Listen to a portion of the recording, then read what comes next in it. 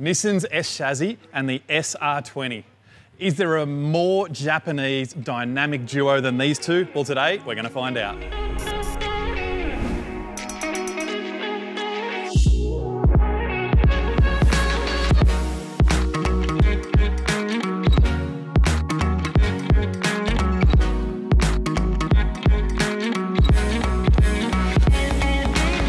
What a day. Perfect weather, a bunch of rear-wheel drive, turbocharged Nissans and a racetrack all to ourselves. This is going to be fun. Okay, let's start with a bit of background info on the S chassis platform. While the first car to carry the famous Silvia badge, thus the OG S chassis, was the CSP311 made back in 1965, but what most people picture when referring to an S chassis are the Silvias made between 1988 and 2002, namely the S13, the S14 and the S15. And they're the cars we're going to be looking at today.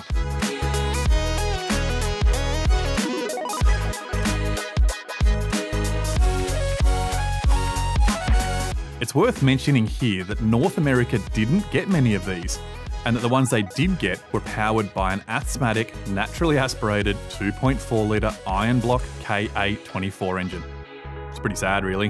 One of the best things about the Nissan Silvia platform that here in Australia, back in the day, they were reasonably cheap. And that means that you could pick one up, a rear-wheel drive CA18, SR20, automatic or manual, turbo or aspirated, for an absolute bargain, and then convert it over into either your weekend warrior or your drift missile like this thing, and away you go. You've got a pretty solid race car from factory. Then you can work on it from there, but the rear-wheel drive, manual, turbocharged sort of era of cars in the Silvia, this is why these things were so popular. And of this particular model, the S13 Silvia, very, very rare to find one of these in good condition in Australia now, simply because just about all of them are turned into drift pigs like this thing.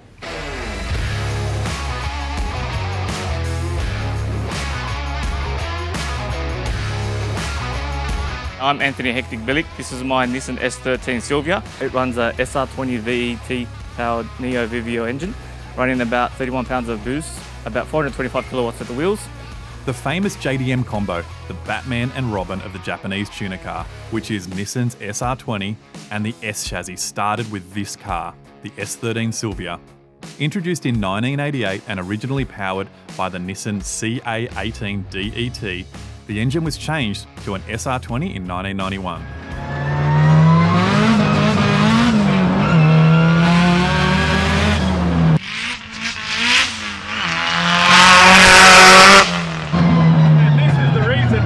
S13s left, and why we couldn't get a street S13 today, because they go so good. Why the S13? Why this platform? Why did you build a drift car out of this? So, a long time ago, I had a 180, you know, with a street car, yeah. And then I got hooked into driving, like to drifting.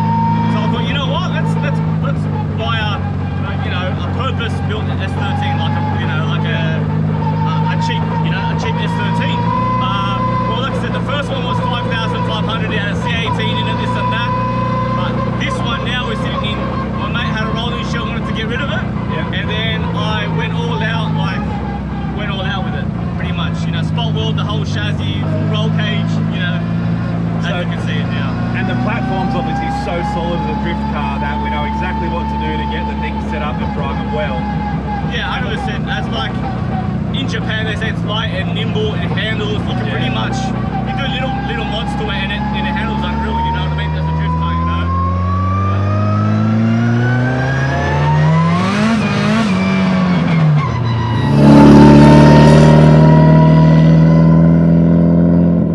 So it's safe to say you're a Silvia diehard, this is the platform forever. Oh well, yeah, but so S13, 180, S14 in Japan and S15 knowledge.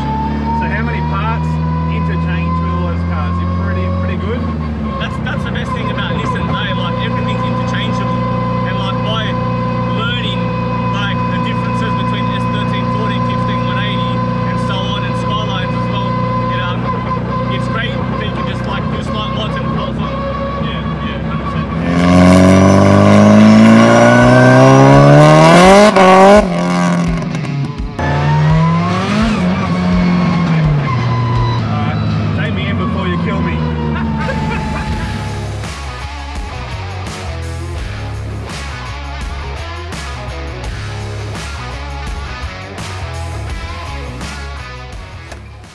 Adam, there's always one, mate, bringing an 86 to a Nissan day. What's the story, bud? Mate, this 86 has got the best engine in the world. Mate, when you open the hood of a Toyota 86, you don't often see an SR20, but Adam from Just Engine Management is tuned just about every engine there is, and he's chosen to put an SR20 in here. And this car's had an engine conversion already. Well, funnily enough, about 10 years ago when I bought it, it had an SR20 turbo engine in there. And I said to the guy, I don't want that engine. Sell it to me without the engine. Did my 4AG turbo setup in it, which was fantastic. A friend of mine was impressed with my 4A and he had to have it. So he made me a good offer, and then at the same time we built this engine for an S15, which got written off, and then he offered that to me. So it all just, the moons aligned. I sold my 4A package to a friend, and I bought this off another friend, and yeah, got the KE Conversions mount kit and...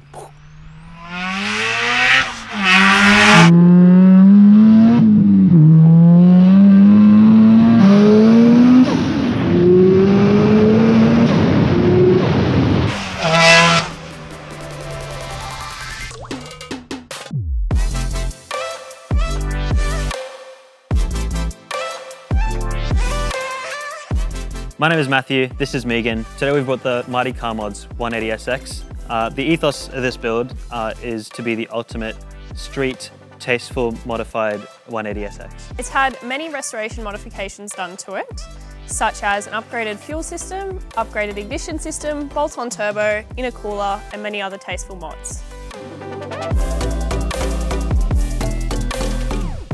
The 180SX actually started life as an S13 liftback variant, which proved so popular Nissan decided to split it off from the main range and sell it as a separate new model in 1989. It outlived its S13 sibling and went on to be the most sought after S chassis model.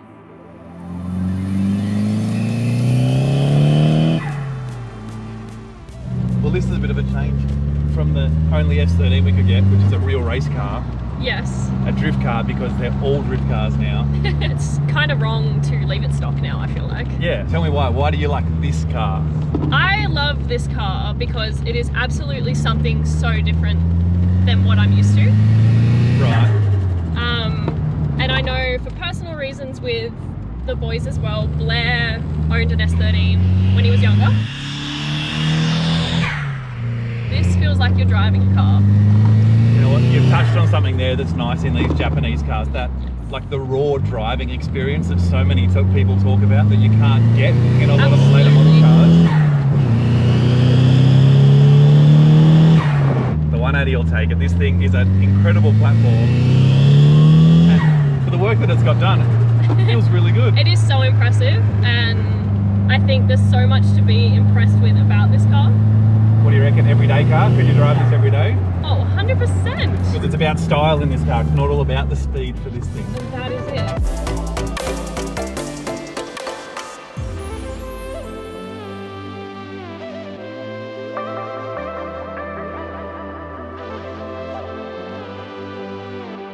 Once you've got your SR20 in the car, everything's running, you've picked a nice S15 model, for example. What are the weak points of this? What's going to go wrong? So generally the weak part of the engine, as far as tuning goes, would be the pistons. They don't like detonation. So I remember in the early days, so we were used to tuning S13s and FJ20s and CAs and you know, older engines, generally lower compression ratio. And turns out these engines like a lot less timing than the earlier engines. And we kind of found out the hard way. So, I mean, I always had knock equipment, so I could hear knock and pull timing out accordingly. And I always ended up with this strangely low ignition timing values, like 5-6 degrees on boost at low RPM, whereas other engines were generally taking double that, like 10 to 12 degrees in the same area. So if you were to start with, say, an S13 base map, load it in with one of these in the standard sort of combo, it would ping. And you'd always find yourself pulling timing out. So we learn a lot tuning these engines. They don't last long pinging. So even at 200 kilowatts, if it's pinging, it's going to maybe, you know, it's not going to last long at all. However, no pinging, they make like astronomical power. Like you can go 500 horsepower at the wheels with a basic engine, standard bottom end, on E85, provided your tune's good, fuel's good, no detonation. Very rewarding engine, and they last. Not at that power. I'm not going to say they last at 500 horsepower, but at 350 horsepower, they last for years on end. Just like the S13s, a lot of 180SXs got converted into race cars. Andrew's car is perhaps one of the most extreme examples, but also a testimony to how far you can push this engine and the chassis combo. Now, Andrew, this car is yet another reason why we couldn't find an S13, a street S13 for our street car sort of adventure today.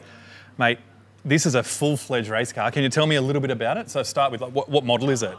So it's started off as a 1991 180SX. It still has an SR20DET. A few modifications on the inside and the outside. A lot of modifications. You're being modest. And look, we are going to go a deep dive into this car in a future episode. So today we're not going to get into the nitty-gritty of all of the crazy aero and all of the stuff that you've done. Why did you choose this car to build your time attack car on? I've always liked this series of cars in general. I think it's just fundamentally a good platform. They're well balanced, lightweight, easy to work on. Suspension geometry is pretty good. The engine's obviously good. So it's a nice starting point for a track car. This particular car really ended up being built to stop me ruining my road car, which was a Silvia, S13 Silvia. This is the same sort of theme that I'm getting out of everybody, that the way that these cars are built and the chassis geometry and the way that they drive factory, and then it seems like it's exactly the right base to modify from. And of all people, you're the guy that knows. There's bars everywhere, there's aero everywhere. You've done all this. Yeah, it's really a backyard garage build. From all the fabrication, the engine building, the gearbox building, working out how to fit everything together, adapter plates, just basically everything. Bit of Aussie ingenuity, just getting it done. What I'm getting from this is that you can come out to the track, you can do as many laps as you possibly can, you can spend the time setting the car up rather than tuning, braking, tuning and braking your SR. That's the plan. It's not set up to do really long sessions, like it doesn't have a lot of fuel tank capacity, it doesn't have diff cooler and gearbox cooler and that sort of thing, but engine-wise, yeah, you can basically just drive it as long as you want. Mate, the whole idea of an S13 Silvia is to start with a factory S13 and then just build up as you get your driver skill. Yeah. You build up and up and up. And mate, I think this is an outstanding example of something like that. It's brilliant.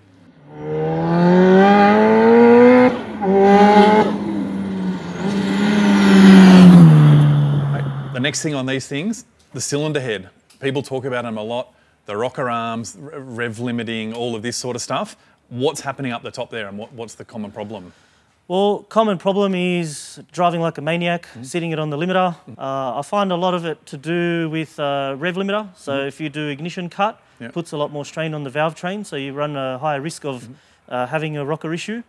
So usually when a rocker pops off, it's mainly or it can be on the intake or the exhaust side, but usually when they pop off, you'll lose a cylinder. You may still see compression there when you do a compression test, depending which one pops off. But yeah, it'll run on 3 cylinders or 2 cylinders, depending how many's popped off. It's got a lot to do with oil pressure. So if the oil pressure is low, the lifters can bleed out and the rockers can become a bit loose in there, unloaded. Also valve springs, I think, plays a big part in it. So not enough seat pressure. So especially if you're doing ignition cut for rev limiter, puts more pressure on the exhaust valve. And you need definitely to have good spring tension to pull the valve shut to oppose the combustion pressure that's passing the valve. What about like camshaft choice? Do you think you can find a particular camshaft that's going to have more rocker problems than others? So if a guy said, I want to do something to the top end, I'd say, mate, first thing's valve springs. So heavier valve springs, verify the seat pressure, because even a lot of times we've had it where when you just basically pull the old ones out, put these ones in, because we do a lot of on-car valve springs, which is doable.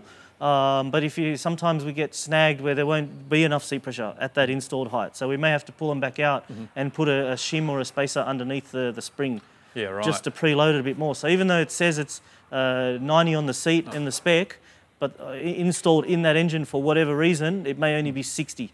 In that scenario, one of the telltale signs is when we're tuning it, the more, say we do 10 PSI boost, it makes power to say 6,800, the more we start adding boost, it starts to really drop at a lower rev range.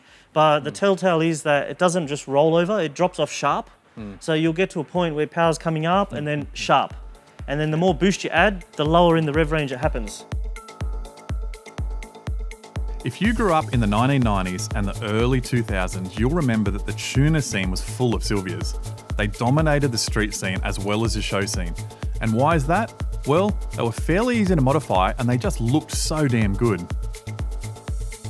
Hi, my name's Bronte. This is my 1998 Nissan S14. It's an SR20DET with a manual gearbox.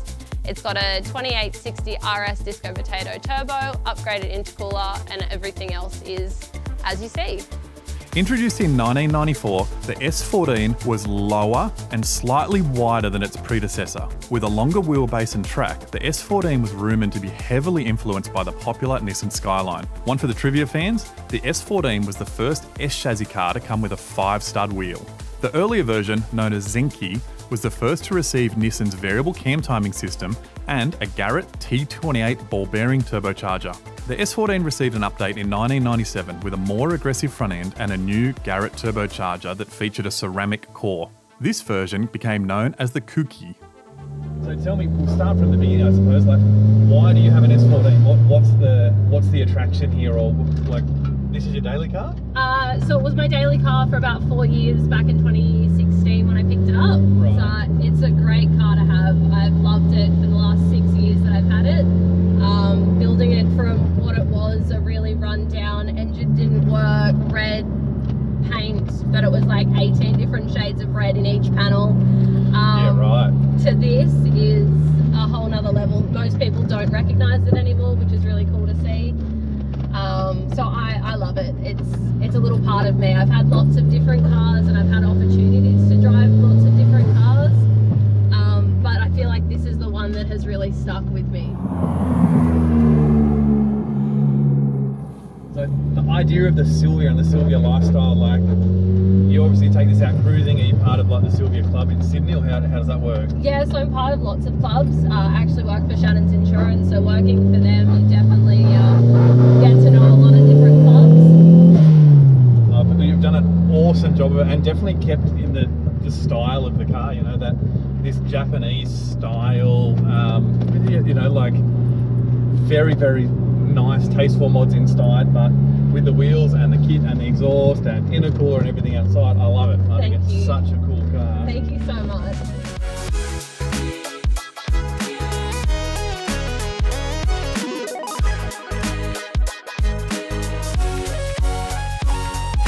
So with all your experience with SR20s, you've got an S15 SR in your car.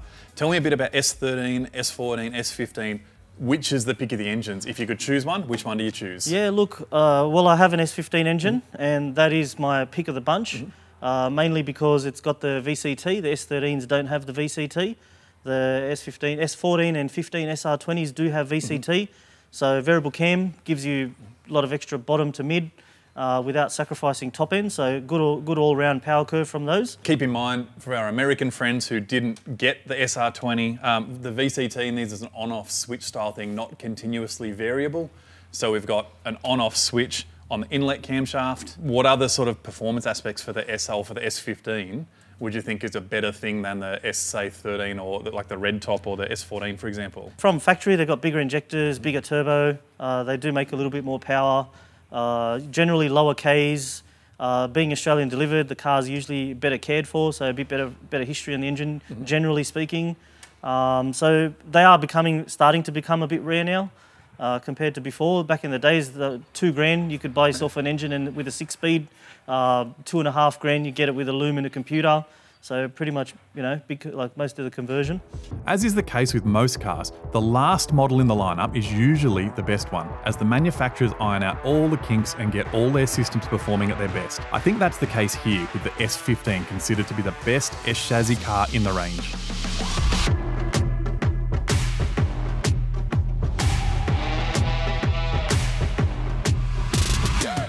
Hey guys, my name's Fernando. This is my 2001 S15. It's got the infamous SR20. It's got a 2867 Garrett turbo with all the bolt-ons to go with it and a set of Tomei cams. And it makes about 280 kilowatts on flex fuel.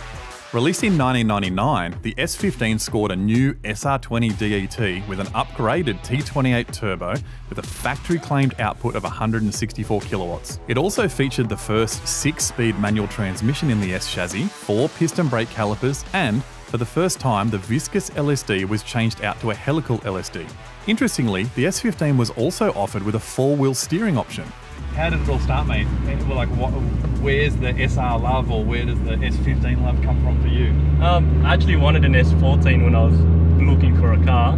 Right. But then I got in a few, and I got in an S15, and I was like, this is quite a bit nicer inside. And I suppose a lot of S15s you could probably find in our era now where they're not as destroyed as some of the S13s and 14s, so probably a better platform to start with if you can find a good one. Yeah, definitely agreed there. What do? You modify this thing to take it on the track or to street, or what do you do with it? It used to be my daily, but now it's more of a track or weekend car. Right. It's been a good time. I've had it for really long, like 8 years.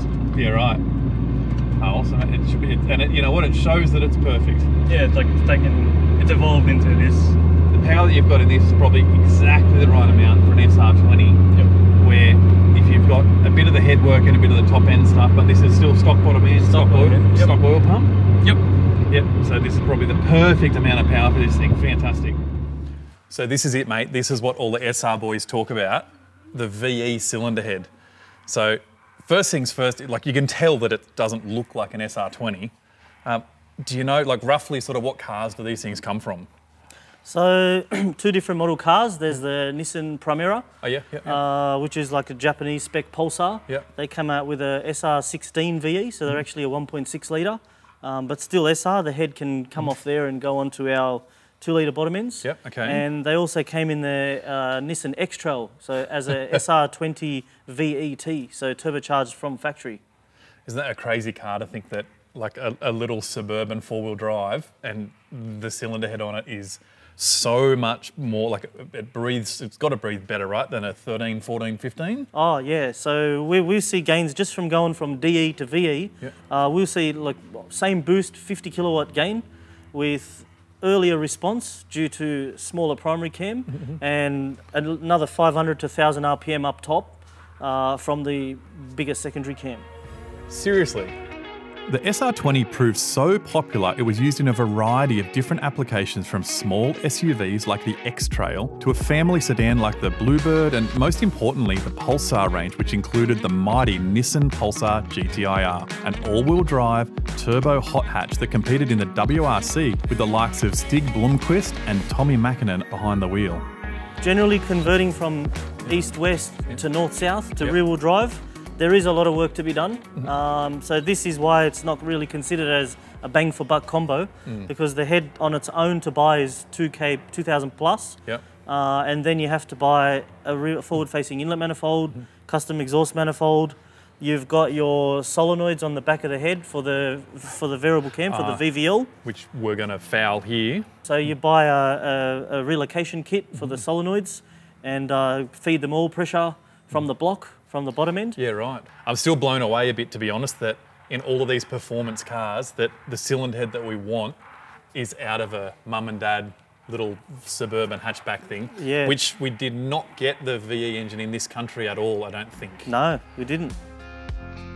Just like with any performance car from that era, finding a clean example is getting pretty hard, and they're not exactly cheap anymore. But the combination of a well-balanced chassis and a solid, easy to work on, somewhat reliable engine, coupled with great aftermarket support, is still there. Add to that a touch of the golden era of JDM nostalgia, and you start to understand the appeal of the S-chassis cars.